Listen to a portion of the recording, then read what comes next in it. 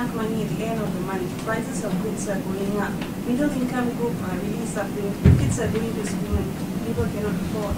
So it doesn't tally with the economic growth that you were talking about. No, you must see what goods are going up. When we did the basket of goods, by the stats department, all the basic needs, they are zero rated.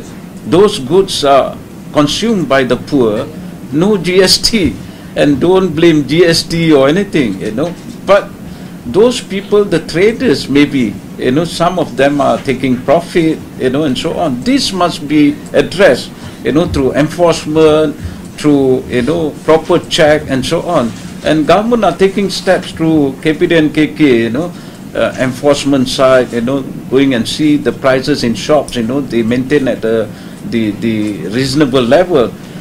And if you compare the inflation, Malaysian inflation, it's one of the lowest in the region, So if you say prices are higher, I don't see why. When I was in UK, the pump price of petrol is more than £1. £1 you multiply by 5 is more than 5 ringgit, per litre. In Malaysia, what is the price of petrol?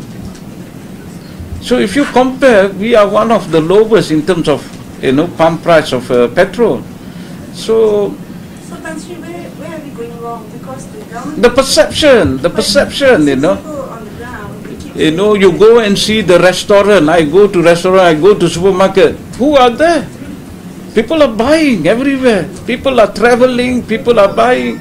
It's all, the alternative media, some group of people making noise as though the whole country, is in trouble. It's a small group, who is writing this thing, and you are reading too much on alternative media. You newspaper people also. It's unfair to say that because people on the ground, people middle income group people, they don't have money. You, of course, you go and ask, if you ask a fellow who is earning 4,000, are you happy? Surely he will say, I'm not happy, Although he can survive, he will say, I'm not happy, I want more. Actually, I just want to ask you on the zero-rated goods that you're talking about, because like my colleague here pointed out, it doesn't really tally, because when you say there are a lot of things out there are zero-rated goods, but when we go to the traders, they're telling a different story, like how they have to pay up more in terms of cost, and when it comes to us, when we go and buy, it's always, we have to pay ourselves. You see what item, you go and ask rice.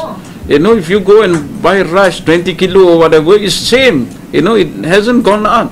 But some traders, although zero-rated items, that's where I say, enforcement need to really, be taken at a greater level. But again, this one we will talk with the KPDNK how to increase enforcement, surveillance and so on. Will the government do a study on why when we spend 10 ringgit, it just finishes like water compared to before? It's time value of money, you can't go and say 10 ringgit when you can buy many things, in the 60s. Now you want to maintain the same 10 ringgit to buy the same amount of good. That is irrational already.